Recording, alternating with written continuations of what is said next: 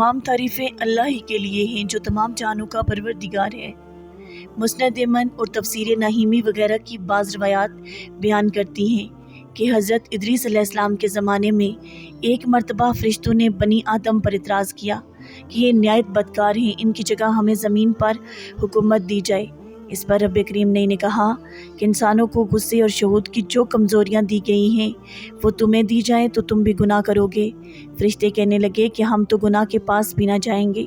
فیصلہ یہ ہوا کہ فرشتوں کی اس جماعت کے 2 اعلیٰ درجے کے پرہیزگار فرشتے چن کر انہیں انسانی کمزوریاں دی جائیں اور زمین پر اتار دیا جائے۔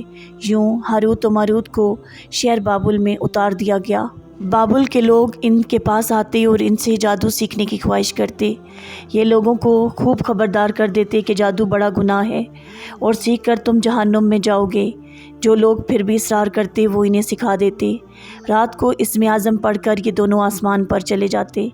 قسمت ان کی بری تھی کہ ان کو ایک پری پیکر زہرا نامی مل گئی کہ حسن اس کا بے مثال تھا۔ اس کے حسن کو دیکھ کر یہ دیوانے ہو گئے۔ زہرا ان سے اسم اعظم سیکھنے کی متمنی تھی مگر یہ دونوں فرشتے اس سے انکاری تھے، لیکن زہرا کے حسن نے ان پر جادو کر رکھا تھا اور وہ کسی بھی قیمت پر اسے حاصل کرنا چاہتے تھے۔ زہرا نے ان سے مطالبہ کیا کہ تم شرک کرو تو میں تمہاری ہوں۔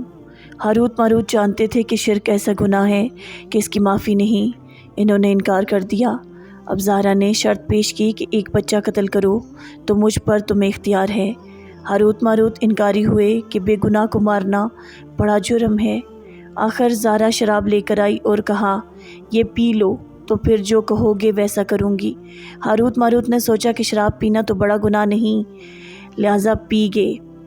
ہوش سے بیگانے ہوئے زہرا نے بدکاری کے بدلے ان سے اپنے بت کو سجدہ بھی کرایا اور بچہ بھی قتل کروا دیا۔ جب انہیں ہوش آیا تو وہ کہنے لگی کہ تم نے جن 2 کاموں کو کرنے سے انکار کیا تھا، نشے میں مدہوش ہونے کے بعد تم نے ان میں سے ایک کام کو بھی نہ چھوڑا۔ پھر انہیں ان گناہوں کے بدلے دنیا کی سزا اور آخرت کے عذاب میں اختیار دیا گیا تو انہوں نے دنیا کی سزا کو اختیار کر لیا۔ تفسیر نحیمی میں بچے کی جگہ شور قتل کروانے کا ذکر کیا گیا ہے اور یہ بھی بتایا گیا ہے کہ ہاروت ماروت دونوں اسم اعظم جانتے تھے۔ اسم اعظم پڑھ کر وہ ہر رات آسمان پر چلے جاتے تھے۔